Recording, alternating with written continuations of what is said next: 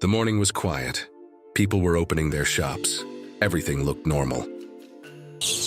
Then there was a noise on the roof. A troop of baboons came swooping down. A troop of baboons swarms into residential areas. They jump over walls. They cling to windows. They search for anything edible. The scene repeats itself every day in Johannesburg. No one is surprised anymore. Only wary and tired. The source of this chaos is not difficult to understand. Prolonged drought has dried up large tracts of forest. Natural food is disappearing faster. Deforestation makes way for homes and farms. The old environment is simply not enough to support the troop, and that is when humans are forced to find a way to control them.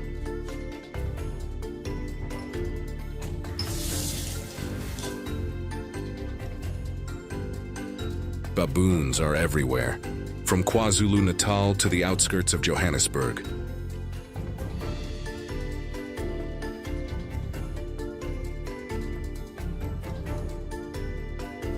Estimates range into the hundreds of thousands. Some reports put the number in the millions.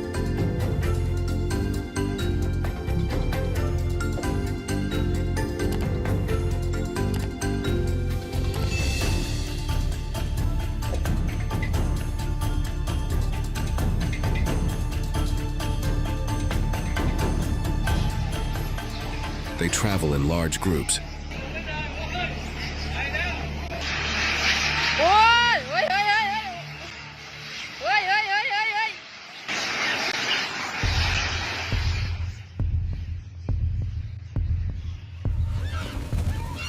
Orchards are often heavily damaged.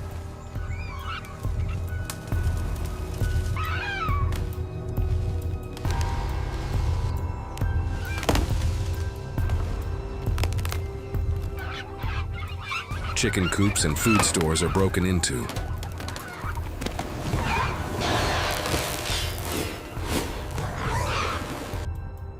Homes are not spared. Windows are broken. Furniture is dragged to the ground.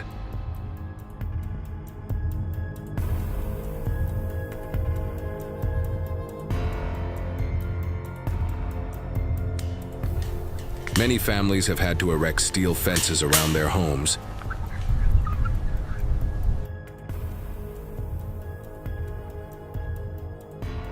Look at this. See the print? Some farms have hired night patrols. The pressure is on the surrounding communities. Tensions between humans and apes increase month by month. And as large groups approach residential areas, even the slightest opening can turn the entire area into a hotbed of conflict.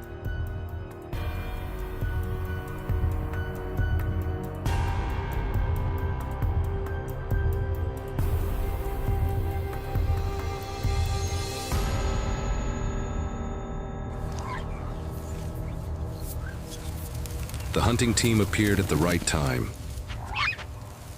Fruit peels were scattered along the trail. The familiar signals of a large group. Hunters prepared their equipment, semi-automatic guns, optical sights. All were checked quickly, neatly, and accurately.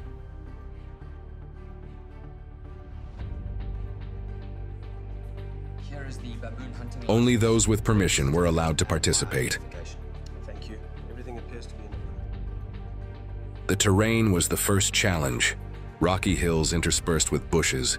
The gaps between the tree roots were just enough for one person to crouch low.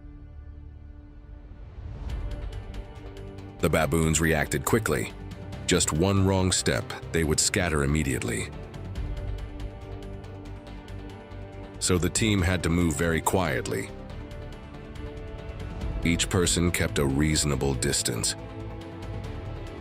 The distance is gradually narrowing. The gun barrel is aimed at the open space ahead.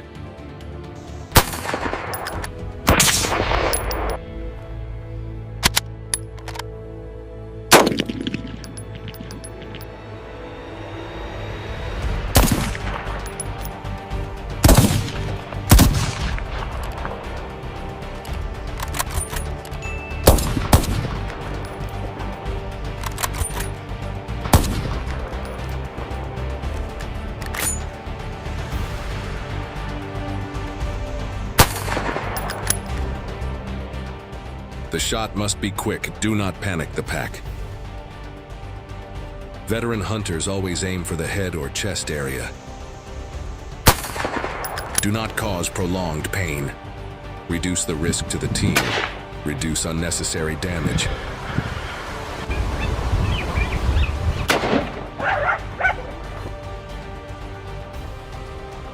But guns aren't always an option. There are no knock zones. There are farms close to residential areas. There, bows and camouflage tents become the main tools. Hunters set up blinds near fruit orchards.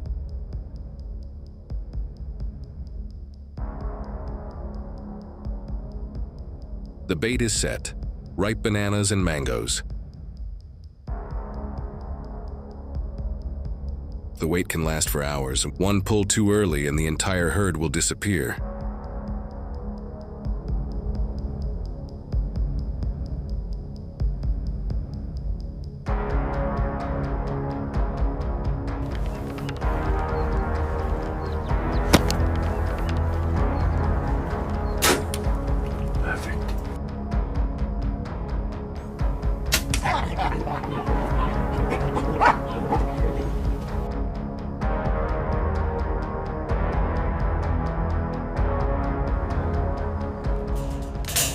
Large cage traps are also deployed,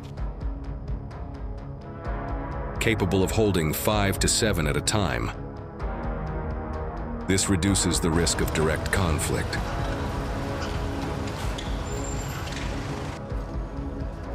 About 2,000 individuals are controlled each year. Compared to hundreds of thousands in the wild, this is only a small part of the larger problem. But it helps reduce pressure on farms, reduces attacks on residential areas, and keeps the city fringes from falling into chaos every day. The control continues, not for the sake of trophies, but to maintain a minimum of stability between the human community and the rapidly growing monkey population out there.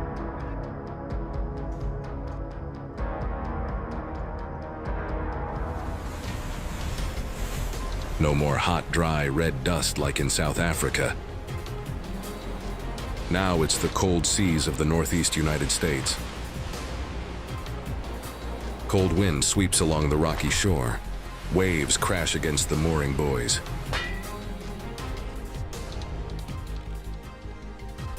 Where lobster farms operate around the clock, hundreds of steel cages stretch out offshore.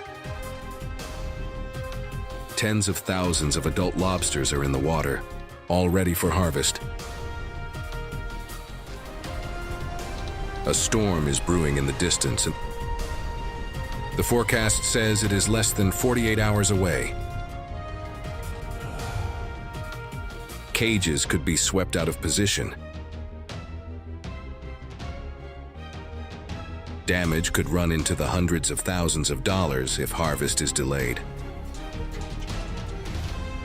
Fishermen in this area are all too familiar with the race to the front of storms. The multi-billion-dollar lobster industry depends on these stressful hours. Because if it is delayed by just one night, the entire season can be lost before it reaches shore.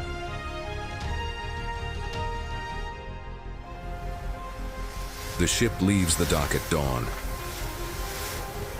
Wind pushes layers of white foam onto the side of the ship. The harvesting team takes up positions. Each person is in charge of a section. There is no break. There is no room for error. Time is the only thing they cannot control. The hydraulic winch is activated. The cable is tightened. The steel cage weighing hundreds of kilograms begins to rise above the water. Water rushes through the mesh slots. Lobsters cling to the corners of the cage. The shells are hard and dark, signaling that they have reached harvest age. Right, lobster. First pot, what do we got? Oh, lobster. Lobsters. Hello.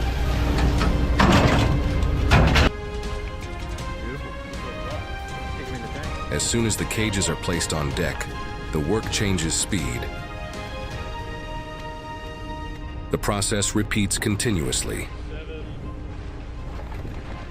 Each cage contains 50 to 80 animals. They are checked for average weight to ensure they meet export standards. Cages that are not yet at commercial level will be left, but on storm days, most of them must be collected to reduce risk.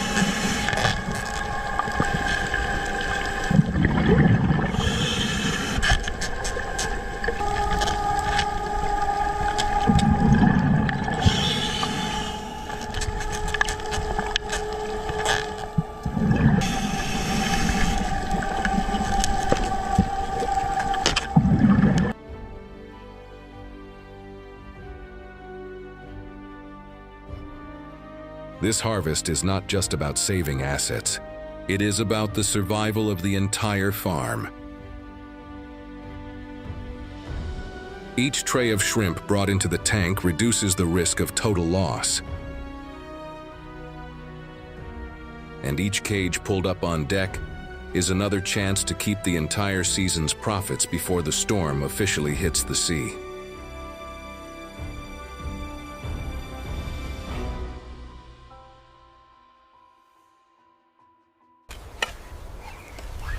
The two stories take place in two different worlds.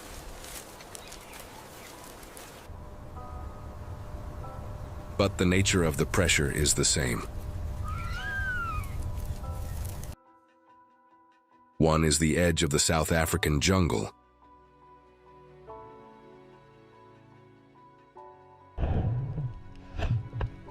The other is the cold sea off the coast of the United States.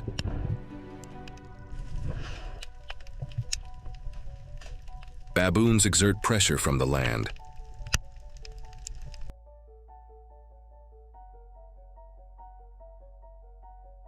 Lobsters create challenges from the sea.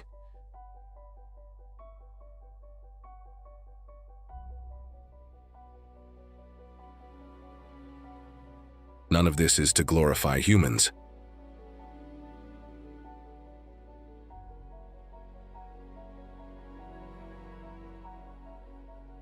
Just to remind us that when nature changes its rhythm, every community must find ways to adapt.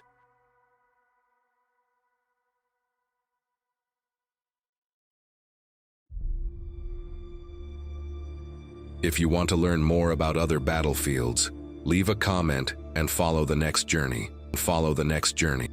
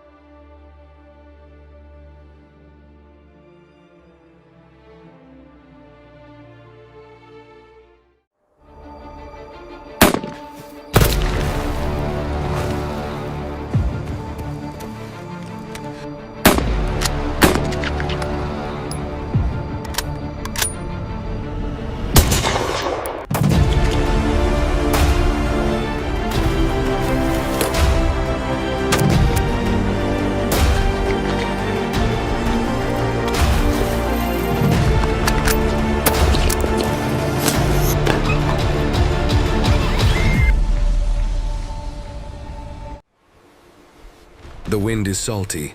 Waves crash against the bow. The Atlantic opens before us.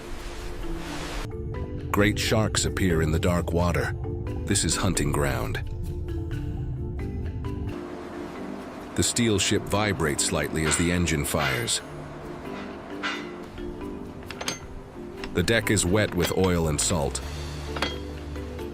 Gloves tighten each clasp and cables are checked carefully. There is no room for error. The sharks follow the currents and schools of baitfish. Some areas have seen more individuals due to changes in food sources and fishing pressure on the shore. This creates a clear dynamic between commercial fish and large predators.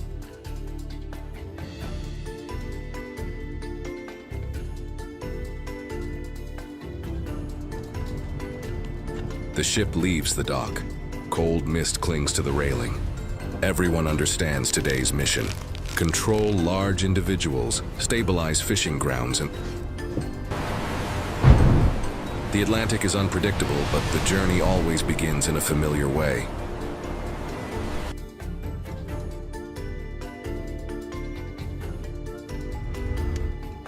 The sonar screen lit up. The depth increased rapidly. This was the area with the highest density of sharks this season.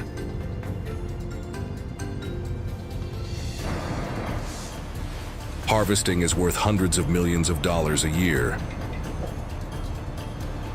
Specialized steel ships run for weeks at a time. Steel ropes, large hooks, and heavy-duty winches are always taut. Each individual can weigh more than a ton.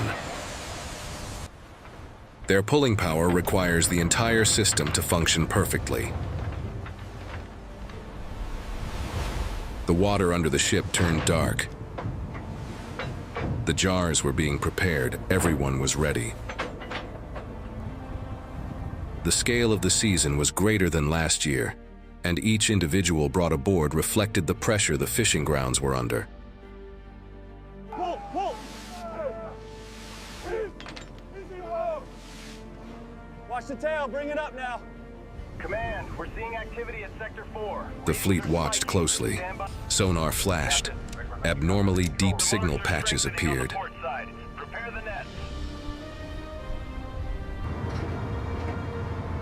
The captain slowed down. The bait continued to be spread. The bait fish gathered in the water. The air on deck was as tight as a cable underfoot. The heavy fishing rod was raised. The wire was hooked into the ring. No one said anything. There is only a slight whine, signaling that the rope is ready to take the load. Tons of pressure can be applied to this device in just a few seconds. The captain kept his course. The bait line was extended by several dozen meters. Then the water parted. A dark streak passed below the port deck. The crew watched in unison. Keep the tension. The rod bends down. The tip vibrates violently. Pull! The line jerks suddenly. A heavy force pulls through the man's hand. The first strike is always the most dangerous. Come on! The big shark ran across. Pull! It didn't charge straight up. It pulled the rope to starboard. The winch made a loud noise like it was pulling a giant block of metal on the seabed. What was that? The water exploded on the starboard side. The size of it. Pull! Harder! Now! A fin emerged and disappeared. What in the world is that? The ropes were taut like saw blades. The ship listed slightly. A violent whirl shook the deck.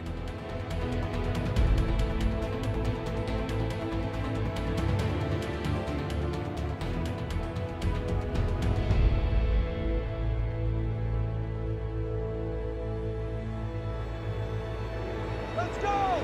The crew crew shifted positions. One man held the rope, one man held the boom, one man readied the winch. All moving quickly but precisely, as they had done hundreds of times before. There was a loud bang. The shark rose and fell with incredible force. White foam covered the deck. The weight of it created a shock that forced the first person to cling to the steel frame.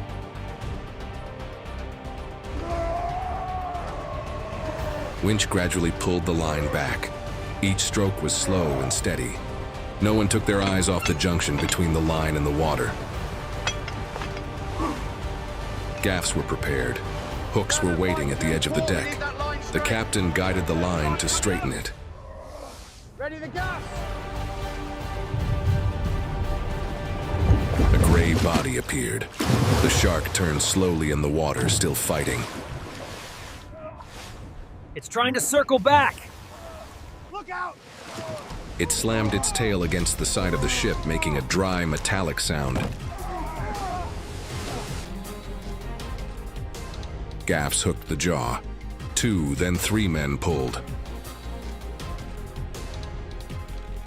The ship tilted slightly to the left. The shark's body rose above the water in a white streak. Another jerk and it was lying close to the edge of the deck.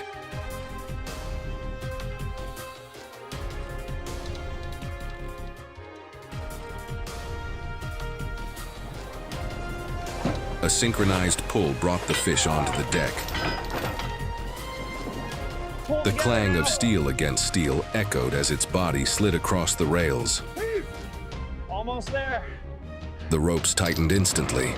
There was no room for hesitation. Start processing sharks. Meat is cut into large pieces. Cold air from the blast freezer blows out when the door is opened. This is the part that outsiders often don't see. But for those who are attached to this job, each individual brought onto the deck is not just a product, but also part of a long chain of management of the fishery.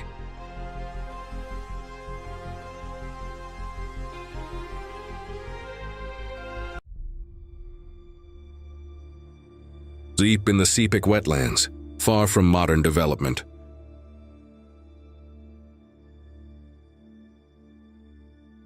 Crocodiles have risen, putting heavy pressure on local communities.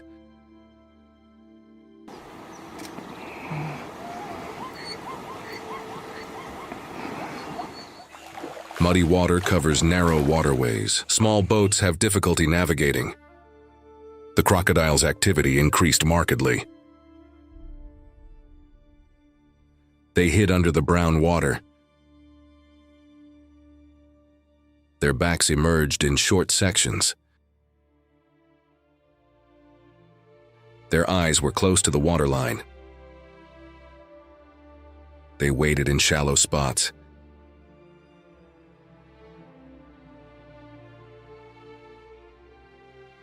The hunting pace was continuous.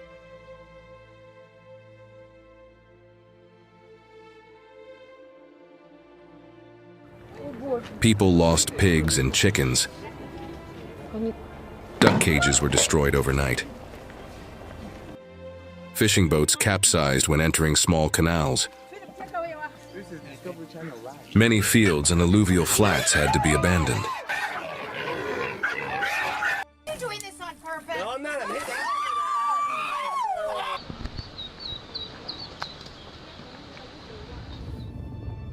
Each rainy season widens the water corridors, allowing crocodiles to move deeper into living areas and causing a long chain of conflicts. There you go. Go to rope this. There you go. I got it. Oh, shit. Crocodiles are more abundant each season. Density increases markedly in the small channels. Many adults exceed 3 meters. They occupy the deep channels.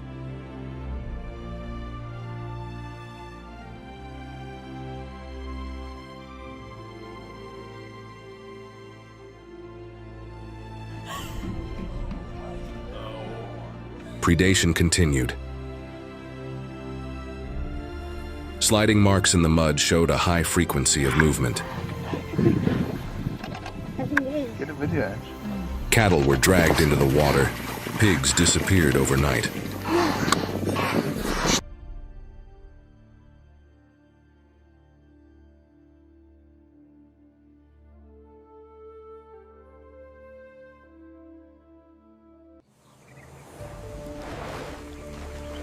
Many potato and taro fields were abandoned. Irrigation water became a danger point. Diversion ditches were abandoned because no one dared to go down. Food sources were greatly reduced. Children no longer bathed in the river.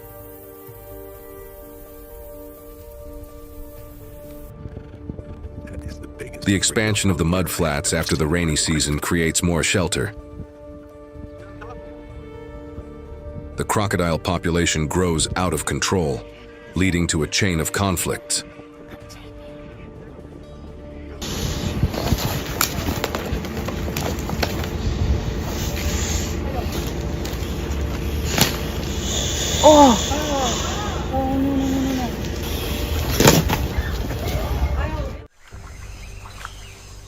It was morning. The air was compressed and the Sepik River was so calm it was hard to predict. The wooden boat slid away from the bank. The hunting spear was placed along the side of the boat. The big gun was placed close to the floor. Everyone was prepared for the unexpected moment. A flat area of water appeared ahead. It was a familiar sign. Crocodiles often floated in such places.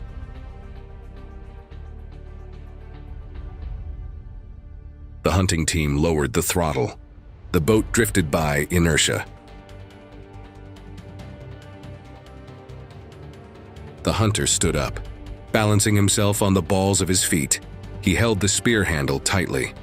The distance was only a few meters. A single throw would be enough. The water moved slightly. A black back emerged. No sound, no warning. Just a long black shadow right in front of the boat's bow. The spear plunges down. The dry sound penetrates the thick skin. The crocodile thrashes strongly. The boat sways. The rope holder must hold on with all his strength. The mud is thrown up. The water is carved into a small whirlpool. The next thrashing can capsize the boat. Everyone's eyes are focused on the anchor point. Everything depends on the last thrust.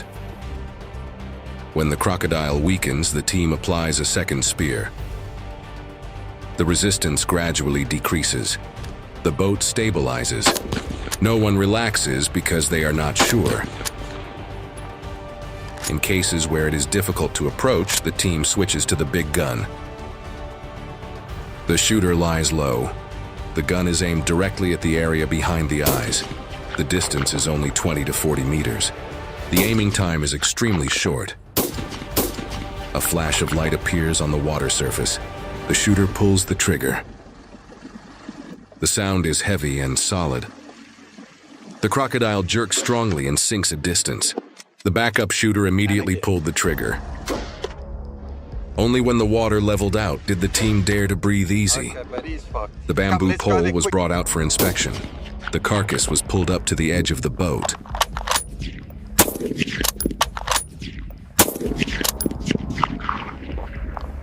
Length is exactly 3 meters. All data was recorded. Location, size, signs of damage. A few scratches here. Local managers monitored constantly. Hunting was the last resort in a chain of actions where every decision was tied to the safety of the community and the stability of the Sepik ecosystem. Two fronts are clearly visible. Different environments and different risks. But the pressures are the same. Both create major changes to human livelihoods. Two areas thousands of kilometers apart, but both require people to maintain regular control campaigns to protect fishing grounds and agriculture. The hunt is over. If you have a different perspective, leave a comment.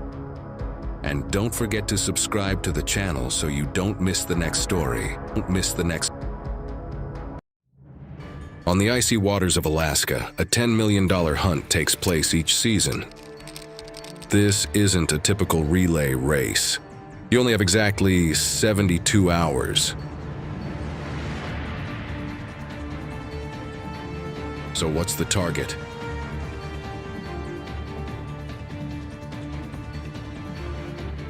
Today we're going to explore the craziest hunt on the planet.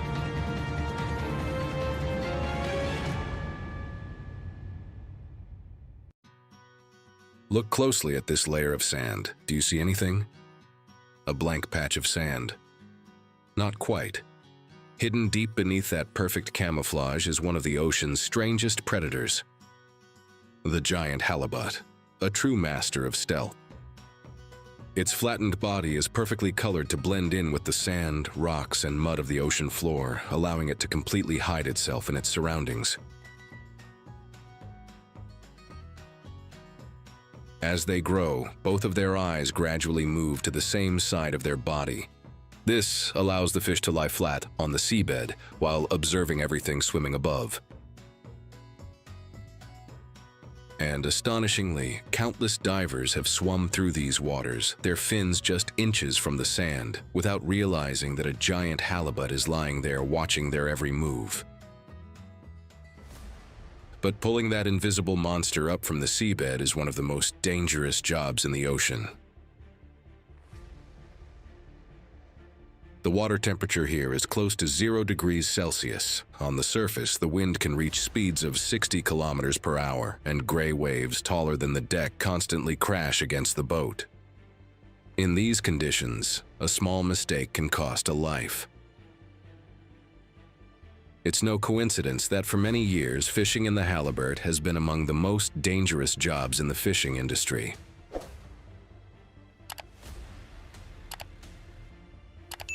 But no matter how dangerous it is, the boats return to Alaska every season. Why? Because beneath those icy waters lies a huge reward that no one can resist. To reach the monsters lurking beneath the surface, fishermen must use a system of long fishing lines. The long lines are fitted with hundreds of steel hooks. On each hook are some of the best bait available, from fresh salmon and octopus to cod.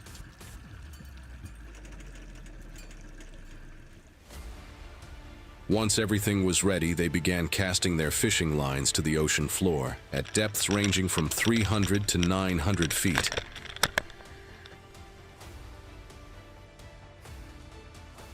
Then they waited, and then the fishing line began to shake violently. The winch roared and the rod bent to its limit. This was no longer fishing. This was a life or death wrestling match between human strength and the wild power of the ocean. Just one small mistake and the tail of a 600-pound halibut could instantly hurl you off the deck.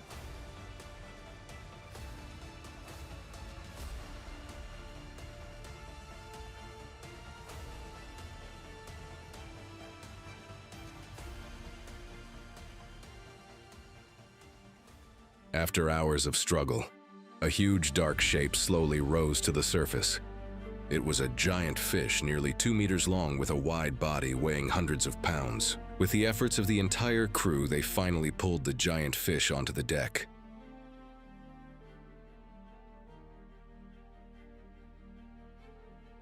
That moment was the climax of the hunt.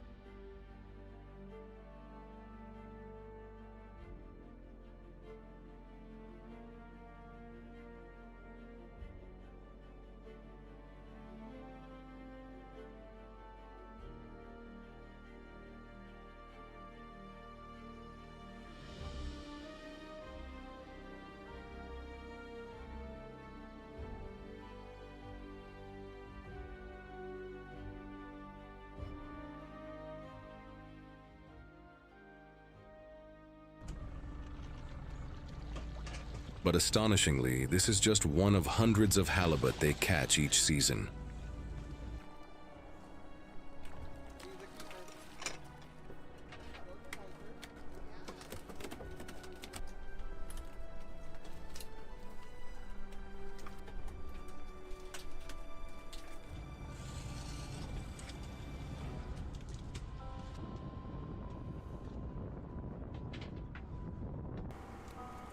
From the icy waters of Alaska, the journey of the giant halibut continues. As soon as it's pulled aboard, fishermen immediately pack the fish in ice to preserve its freshness and natural flavor, then quickly transport it to modern processing plants along the coast.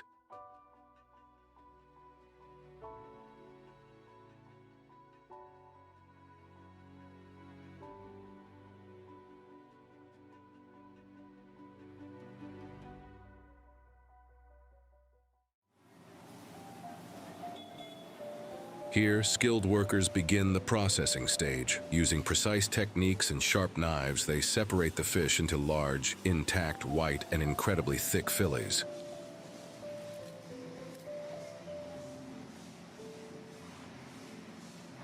A single large halibut can yield over 200 pounds of fillet, a yield rarely seen in most commercial fish.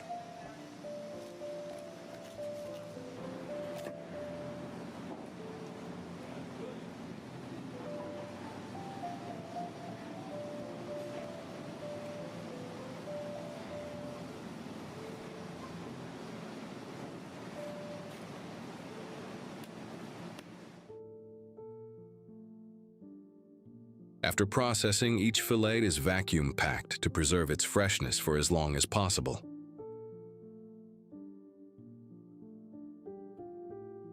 They are then placed in specialized refrigerated containers, ready for their transcontinental journey.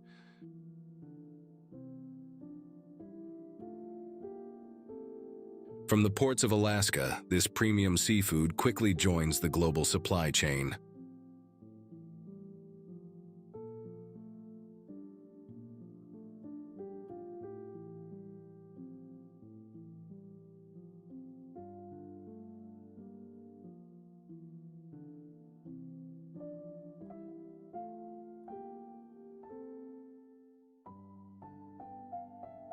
Within hours, Alaskan halibut had appeared in some of the world's most luxurious culinary centers.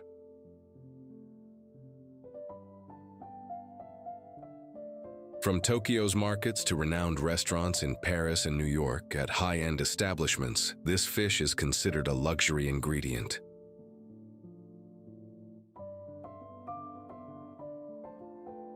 And top chefs transform its tender flesh into elegant, visually appealing dishes.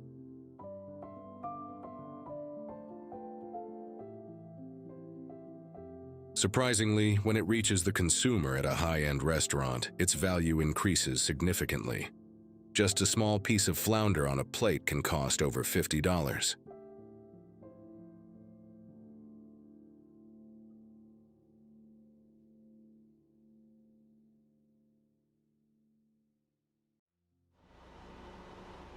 What once lay quietly hidden beneath the frigid waters of Alaska has now become one of the world's most sought-after delicacies. However, behind this multi-million-dollar industry lies a harsh reality.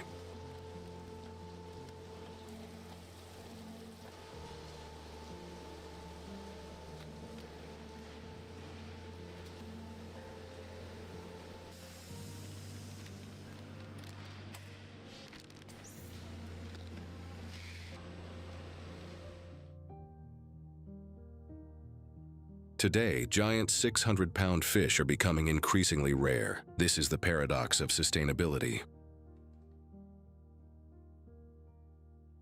We are at a crossroads between immediate profit and the survival of a mythical species.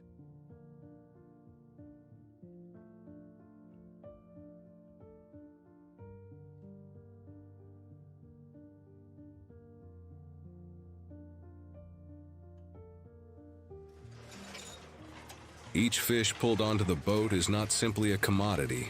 It's the result of a fragile battle between human ambition and the resilience of Mother Nature.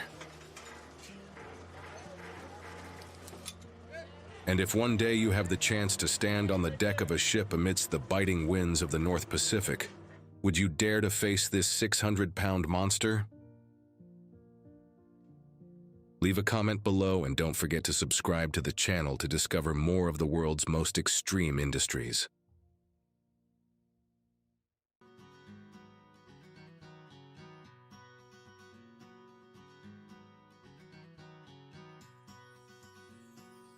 Next, let's explore lionfish, a living masterpiece from the Indian and Pacific Oceans.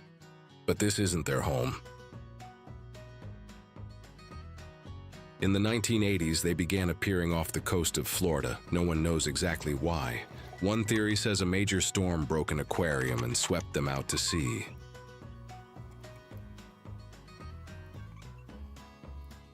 Others believe that humans released them when they no longer wanted to keep them. Whatever the reason, it was the beginning of an ecological disaster. Lionfish reproduce at an astonishing rate. Each female can lay up to 2 million eggs per year.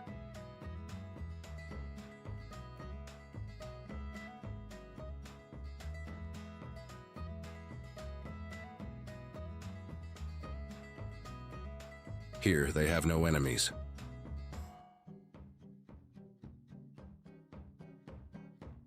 No creature dares attack a species with 18 venomous spines, powerful enough to paralyze or stop a human's heart.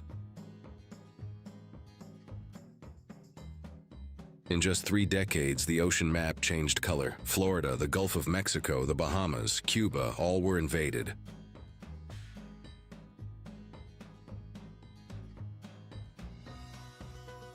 When lionfish appeared, coral reefs died. They eat small fish, shrimp, and the creatures that clean the ocean. The ecosystem collapsed. Therefore, they are called the most hated fish in the ocean.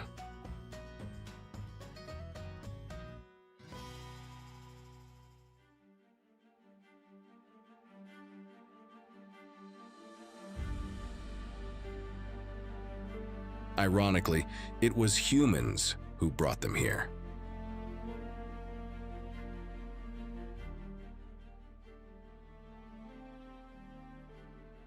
Off the Florida Keys, a group of people are doing what no one else dares to do. They are lionfish hunters.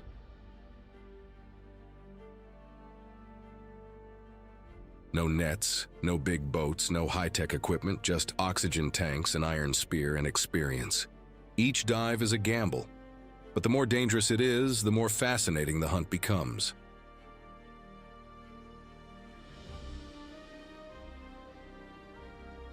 Under the dim flashlight beam, lionfish hide among the coral.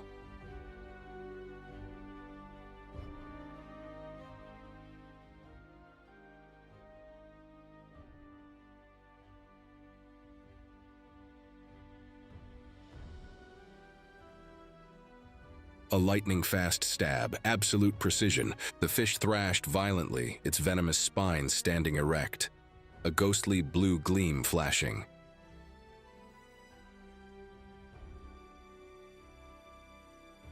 Just one small mistake and the venom could pierce the glove. Lionfish venom is 15 times stronger than bee venom. At a depth of 131 feet, about 40 meters, a single stab can cause complete paralysis.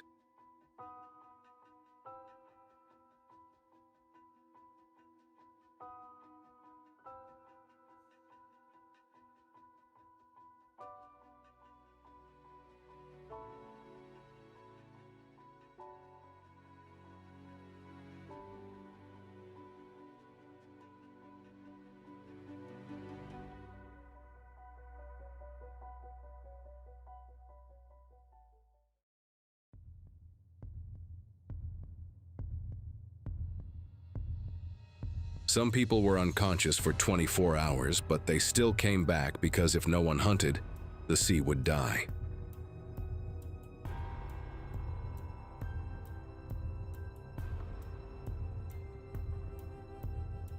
When the divers surfaced, the lionfish had their venomous spines removed, were cleaned and deboned.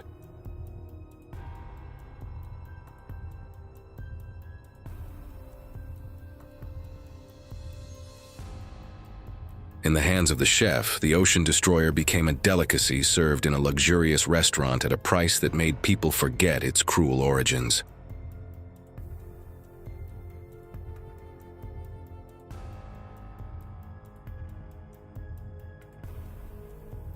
The creature once cursed is now celebrated, but the question remains, is this atonement, or merely turning danger into profit?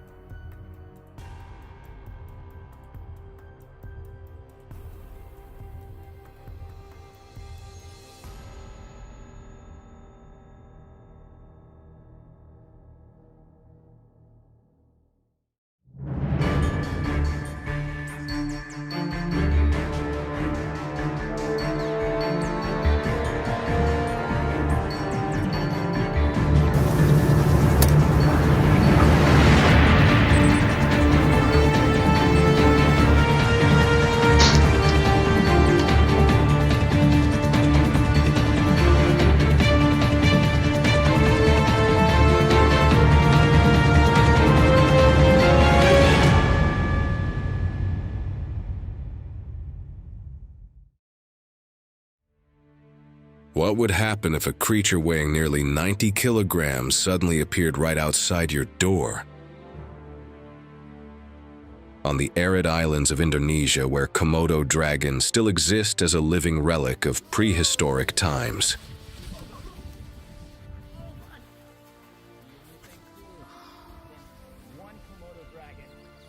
With a length that can reach 3 meters and a weight exceeding 90 kilograms, this reptile is not only the world's largest lizard, but also one of the most fearsome predators alive. Its body is covered in thick, armor-like skin beneath which are small, bony plates that increase its strength and resistance to impact.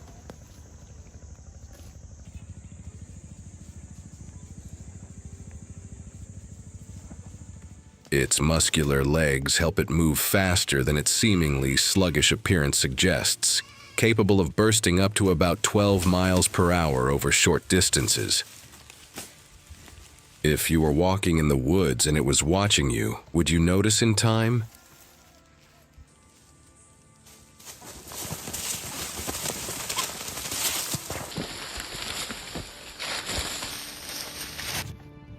Inside the Komodo dragon's jaws are about 60 razor-sharp teeth designed to tear flesh rather than crush it. But the truly dangerous weapon is something you can't see.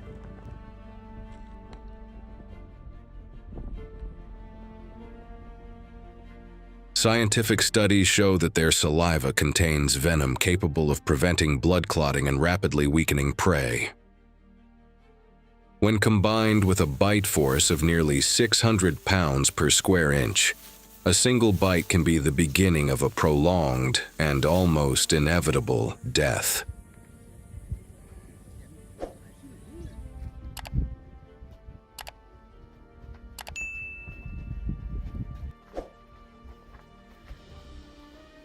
Despite their fearsome appearance, attacks on humans are actually very rare.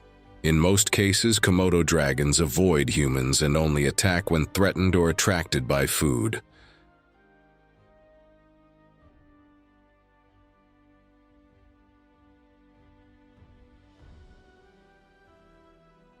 But problems begin to emerge as humans encroach further into their territory.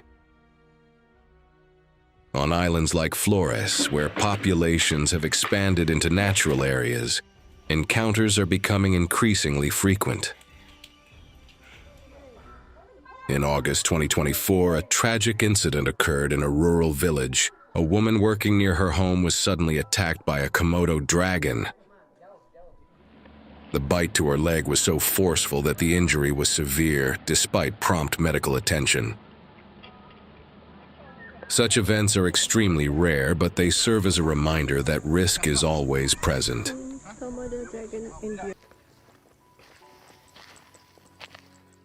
Do you think humans are encroaching on their territory, or are they the ones becoming a threat? These encounters are usually not caused by unprovoked aggression. Instead, they stem from changes in the environment. As forests shrink and natural food sources dwindle, Komodo dragons are forced to move closer to human settlements. Livestock, leftover food, or even just the smell of food is enough to attract them. This raises a big question. How can one live safely alongside one of the planet's most dangerous ancient predators?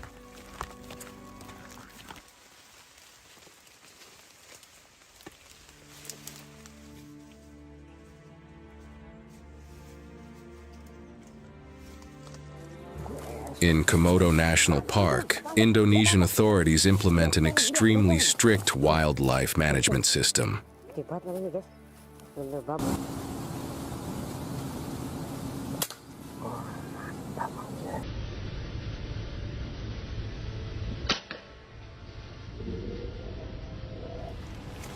Komodo dragons are a protected species, so all hunting or control activities require special permits. Only about 50 to 100 permits are issued each year, and applicants must demonstrate experience, skill, and knowledge of wildlife.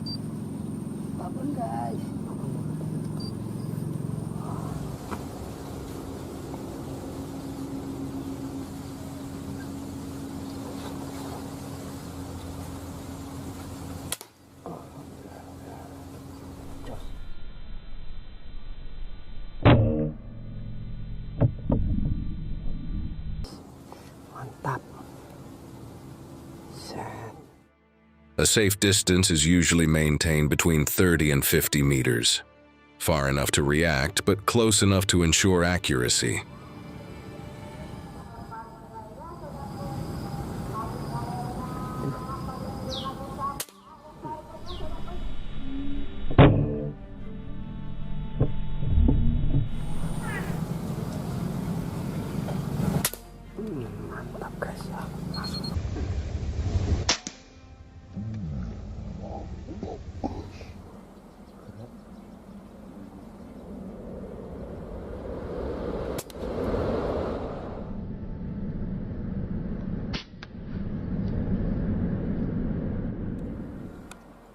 A single shot aimed at a vital area such as the head or chest. No second chance, no mistakes.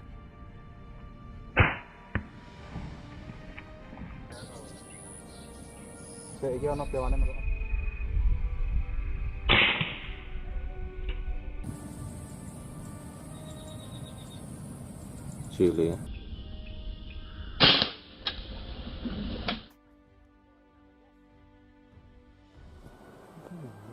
Kecil guys. Waduh. Wih, mantap guys.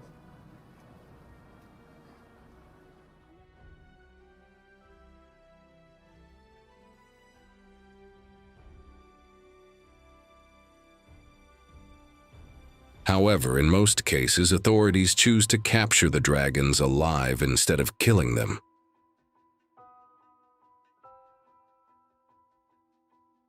Forest rangers place large steel cages along the dragon's usual routes, near water sources, near animal carcasses, or near livestock areas. Inside the cage is bait with a strong smell, usually goat or deer meat.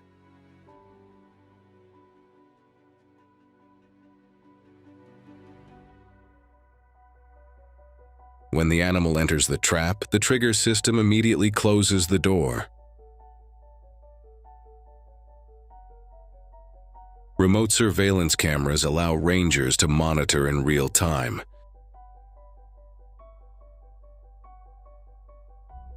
As soon as the dragon is captured, the expert team approaches cautiously. They use control poles, ropes, and coordinated techniques to restrain its head, legs, and tail.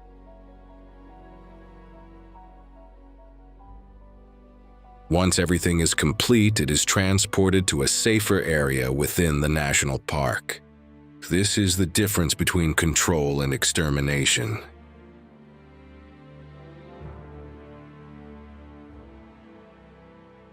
Each year, thousands of tourists come to Indonesia to see them in their natural habitat.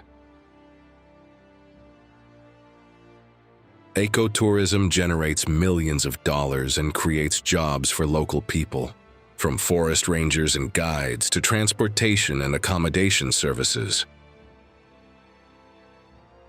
This is a clear example of how conservation can go hand in hand with economic development.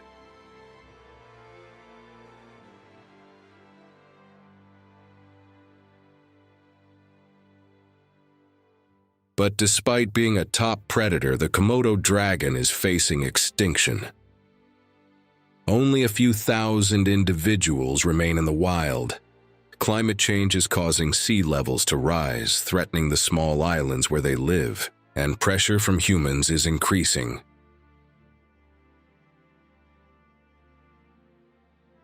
Current conservation programs focus on monitoring, education, and habitat protection. Forest rangers conduct regular patrols. Tourists receive strict guidance to ensure their safety, and local communities are being educated on how to live in harmony with this species. The truth is that the future of this species depends not only on its instincts, but also on human decisions.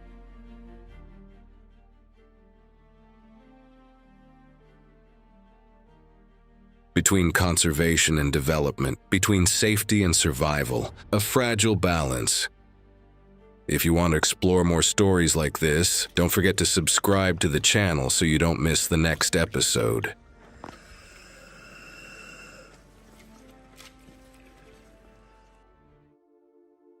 From the Pacific Coast.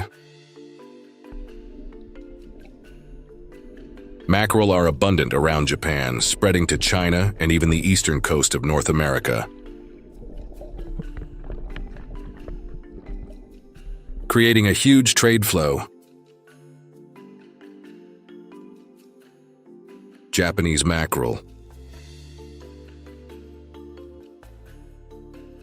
Scientific name Scomber japonicus, also known as sori. This is one of the most economically valuable fish species in the Japanese fisheries industry. Not only in Japan, but worldwide. Japanese mackerel mainly live in the Pacific coastal waters. The fish have a long, slender body, a sharp dorsal fin, shimmering silver scales, helps reflect light, avoiding predators. They swim fast. But what makes mackerel famous is not just its appearance.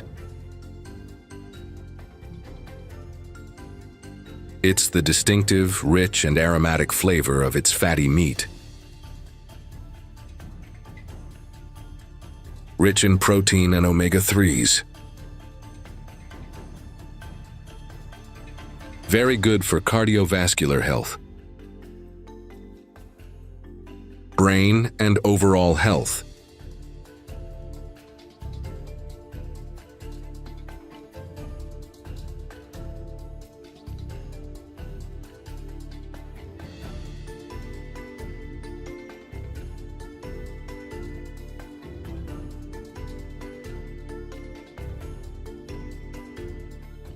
In Japanese cuisine, mackerel is ubiquitous.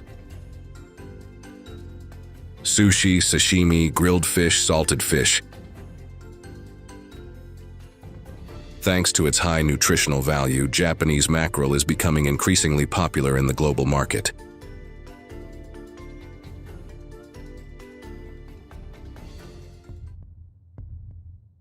Behind every fish is an entire industry.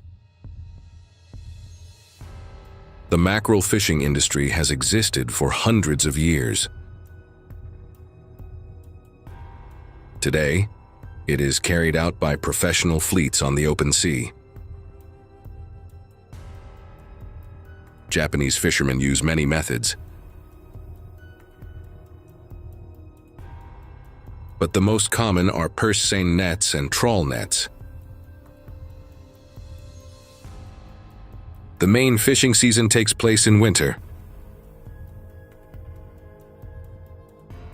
when mackerel gather in large schools to migrate and breed. They live in the middle layer of the water. At night, they move closer to shore. During the day, they swim further out. Purse seine nets are the most common method. Fishermen cast the net in a circular or semicircular shape, encircling the school of fish. When the net circle closes, the bottom of the net is pulled in.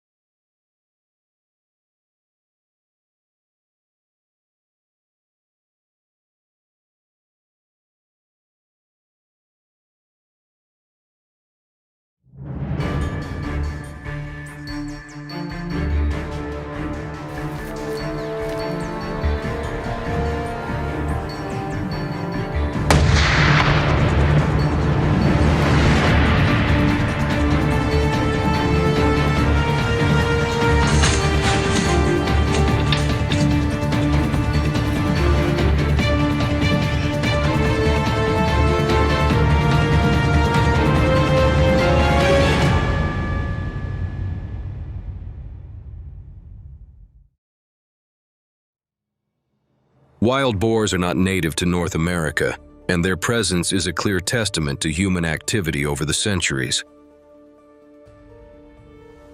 From their earliest voyages, European sailors brought pigs along as a source of live food that could reproduce on its own. As colonization expanded, pigs continued to be released into the wild, partly to replenish food supplies, and partly due to abandonment or escape from farms.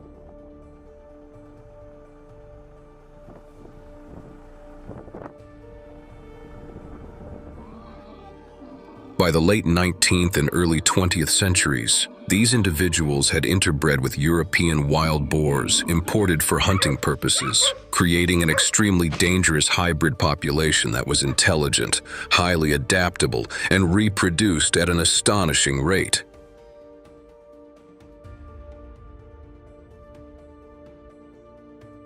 The southern United States quickly became the ideal environment for such expansion, with its warm climate, abundant water resources, and plentiful food spread across hundreds of thousands of square miles.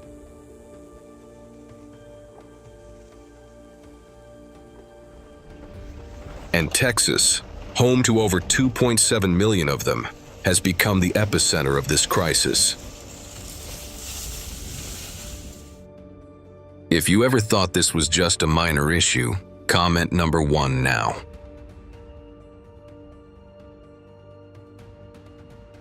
In 2002, in a cornfield in Fannin County, a farmer had just finished planting the last rows of the crop. As the tractor turned, an unbelievable sight unfolded before his eyes. Hundreds of wild boars suddenly appeared, digging up and devouring the seeds that had been sown just minutes before.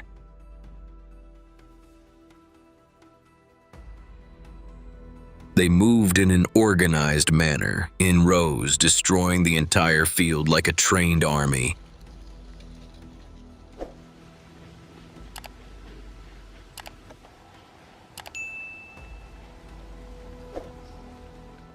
In a short time, the entire morning's efforts, along with the cost of seeds and fuel, were almost completely wiped out. This was no longer an isolated incident, but a sign of a wave of invasion spreading across Texas.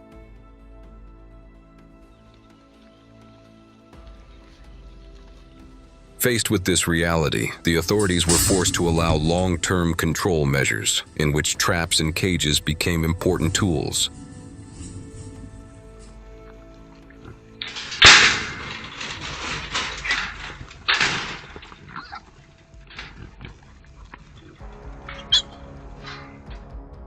To trap them effectively, the first step is to understand wild boar behavior. They typically appear in low-lying areas such as dry stream banks, swamps, or forest edges, where there is ample food and shelter. After locating the pigs, the operator begins placing bait to repeatedly attract them back. Dried corn, fermented corn, ripe fruit, or molasses are commonly used due to their strong aroma and ability to spread far.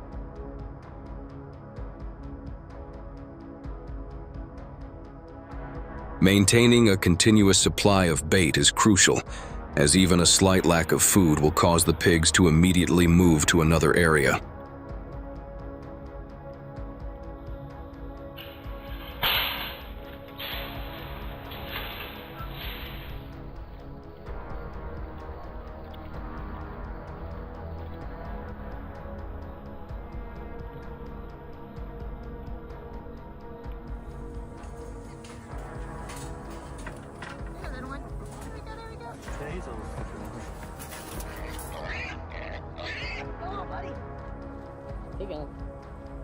After about 10 to 14 days, they develop the habit of returning and become less vigilant.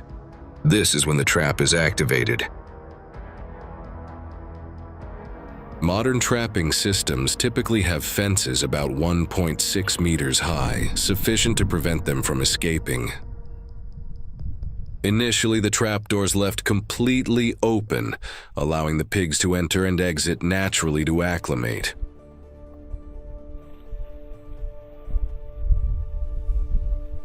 Once the entire herd is deep inside, the closing mechanism is activated remotely via phone or computer.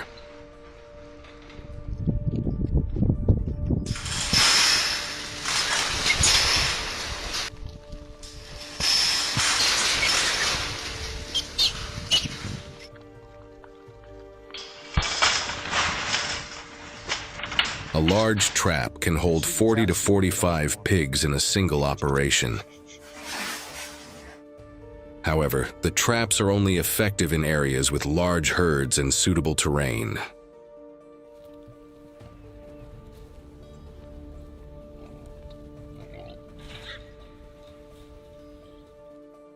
In large areas where wild boars are constantly on the move, relying solely on traps is insufficient. In such cases, guns are used as a selective intervention.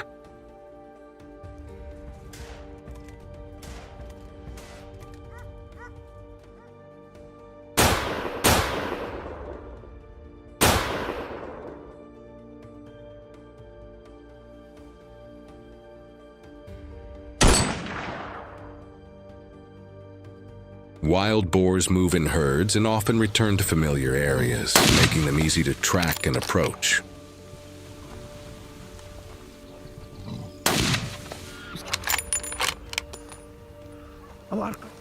Although their eyesight isn't great, their sense of smell is extremely keen. Even a strange scent in the air is enough to alert the entire herd and cause them to retreat immediately.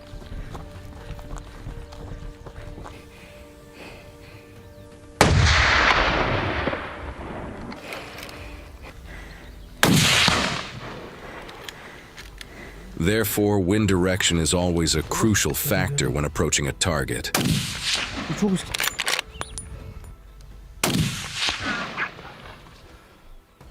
Rifles are commonly used due to their ability to control the herd from a distance, with an effective range of 450 to 500 meters under favorable conditions.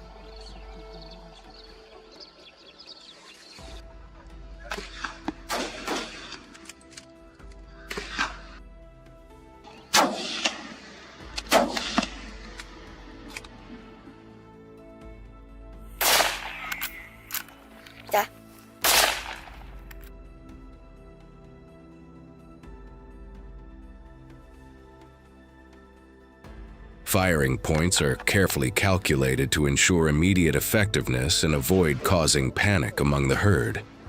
Because when dispersed, control becomes much more difficult.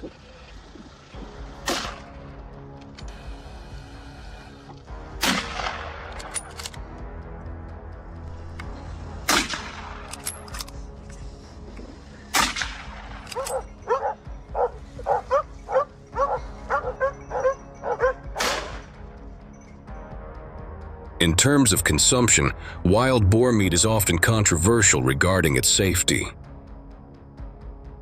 Although it may carry parasites, if properly veterinary controlled and processed, the meat can still be safely consumed.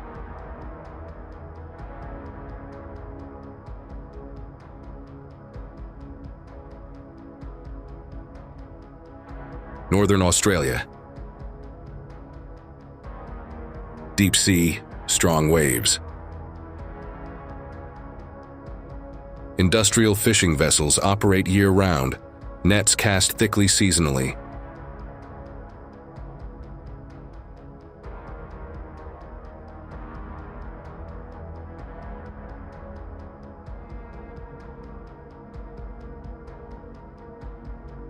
Below the water are coral reef systems and nutrient-rich fishing grounds. There, great white sharks, tiger sharks, and mako sharks dominate the midwaters.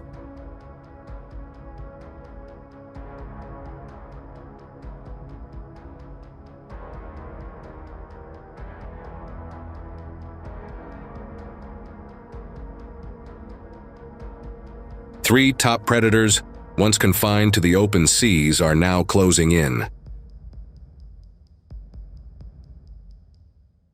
The reasons are not hard to understand.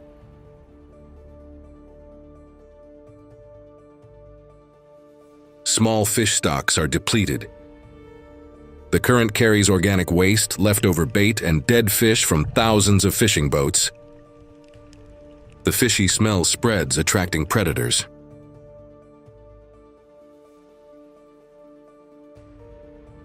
From the open sea, they move into shallow waters, right where people still bathe and anchor their boats. Fishermen realize it first. Lost nets, lost fish. Sleepless nights because of strange noises under the ship. The sea, once a place to make a living, has now become a risky area. Every trip out to sea carries a risk. For those who are used to facing nature, this is not a strange story. When the ecosystem changes, the strongest species will find a way to adapt. And when they get too close, humans are forced to react. The line between hunter and hunted is no longer clear. The hunting is reversed. This time, humans are the active ones.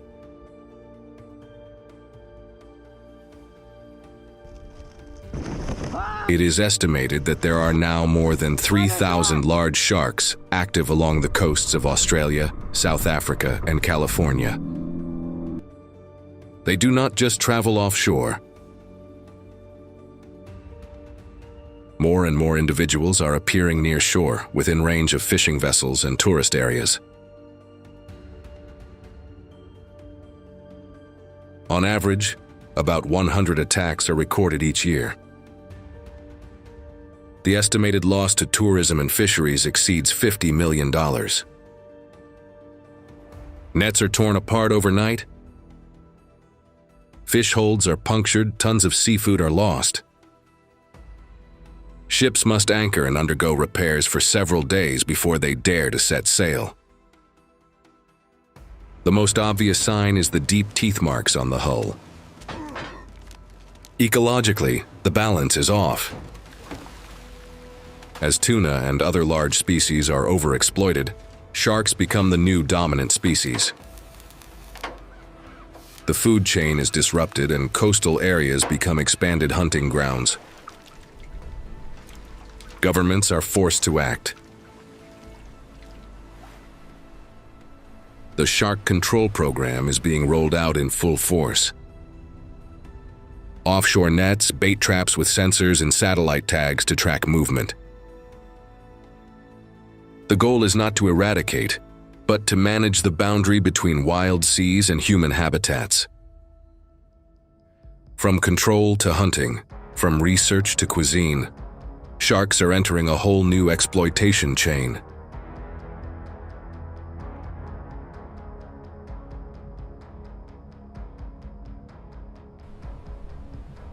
Dawn on the open sea.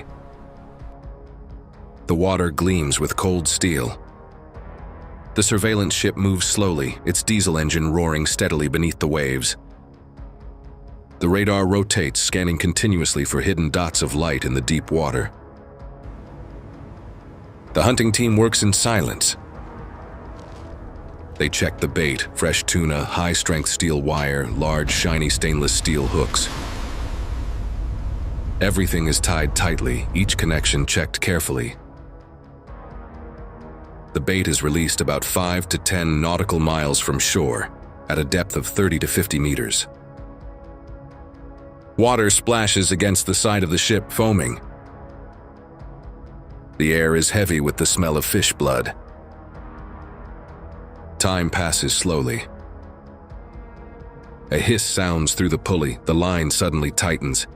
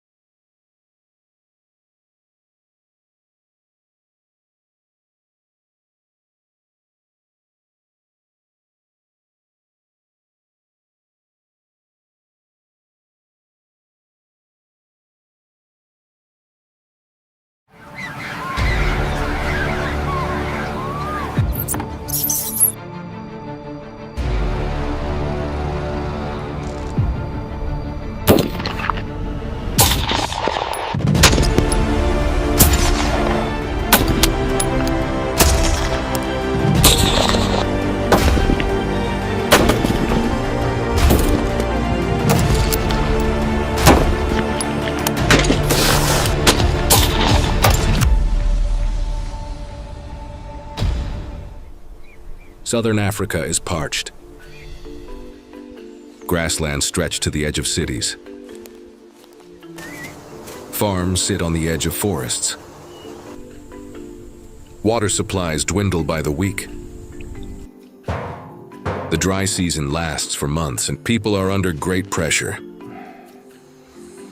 Baboons are abundant, that they are native.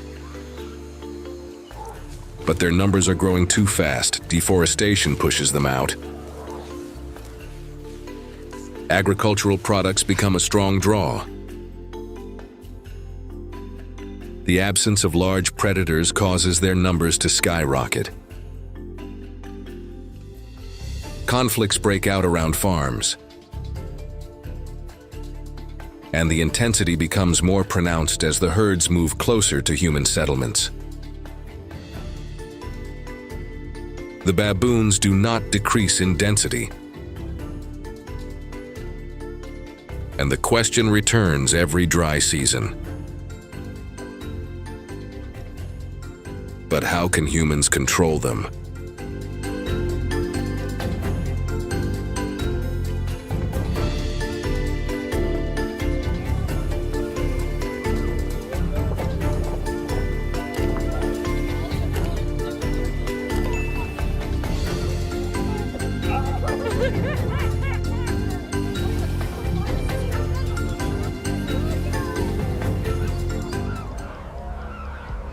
Hundreds of thousands of baboons appear each year. Some reports say millions. They travel in large flocks. Through the Drakensberg region. We initially focused on the Troops typically range from 20 to 200. Some areas have as many as 400 per flock. Johannesburg and KwaZulu-Natal are two obvious hotspots. Farm food is too easily accessible. They are accustomed to human presence, and their boldness increases year by year. Safe distances disappear.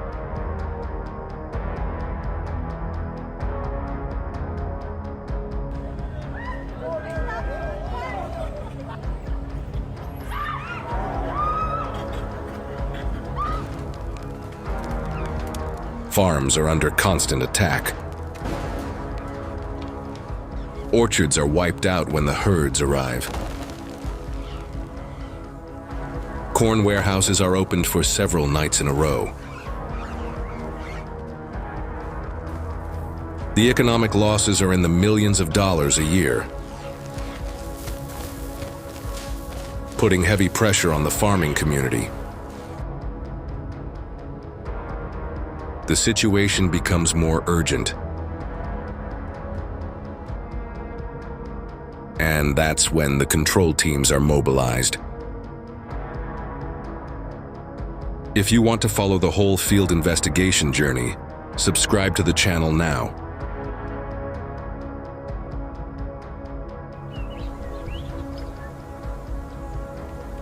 Dry grasslands stretch along the edge of the forest. Trails are visible in the sunlight. The area near the farm is a baboon hotspot.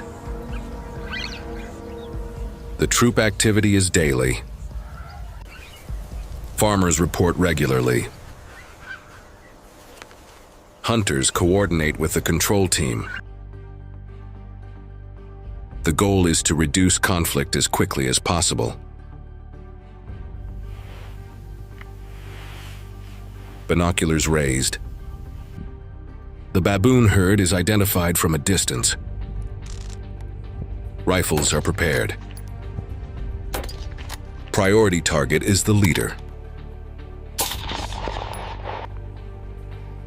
Another group sets up a bow and arrow tent. The tent is camouflaged close to the trail. The bow and arrow are effective in reducing noise. Shooting skills must be very stable. Distances are strictly controlled at all times.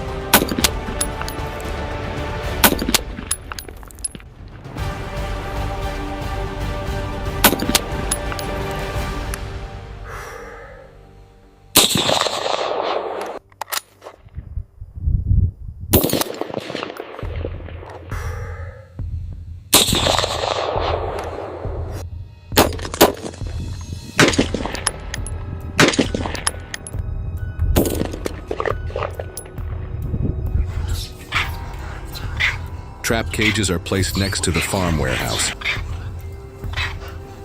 The bait is fruit or grain. Traps are checked daily. Humane regulations are followed. Data is recorded continuously.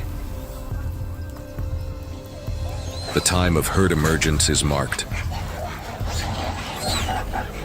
Movement routes change seasonally. The control team adjusts the plan. But baboons aren't the only threat farmers face. In North America, another adversary is a more difficult threat to control. The prairie stretches for hundreds of miles. The air is dry and cold during the winter. Cattle ranches are scattered among the fields. The distance between man and nature is very close.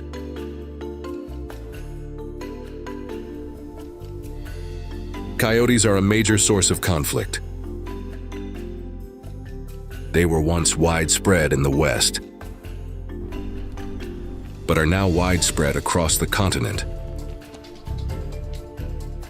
Highly adaptable, high reproductive rate. Populations are becoming increasingly difficult to control, especially in large grazing areas with abundant food sources and many natural routes. Damage is occurring around farms. Lambs are attacked first. Calves are often at high risk. Small livestock require constant protection. Coyotes are very good at avoiding traps. They learn human habits quickly. Conflict levels have increased significantly. Coyote control requires a different strategy than baboon.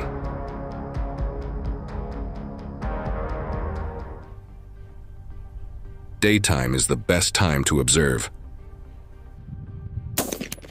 Coyotes leave clear tracks. They walk along low grassy knolls. Dirt reveals skid marks. Binoculars are raised constantly. The sound of the wind covers the grass. The distance is always kept wide. Rifle is positioned. The barrel is aimed for small movements. A scout coyote usually appears first. It stands still for a few seconds and then changes direction. The bait call is played. Coyote reacts very quickly. A gray figure slides past. Eyes scan straight down the prairie, and the distance is now safe. The shot is only taken when aiming firmly. Do not shoot on impulse. Do not change position hastily.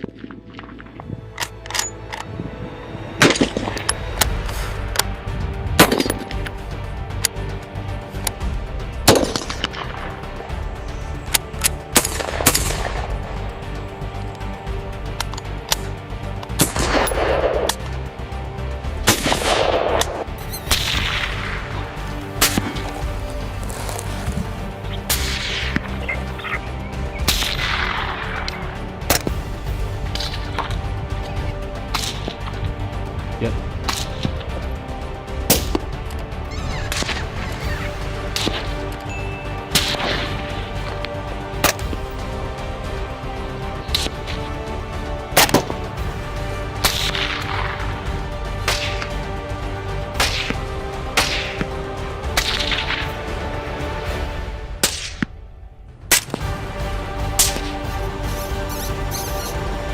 As the night falls, activity changes. The wind drops to a colder temperature. Infrared lights come on and the grasslands darken. Coyotes appear.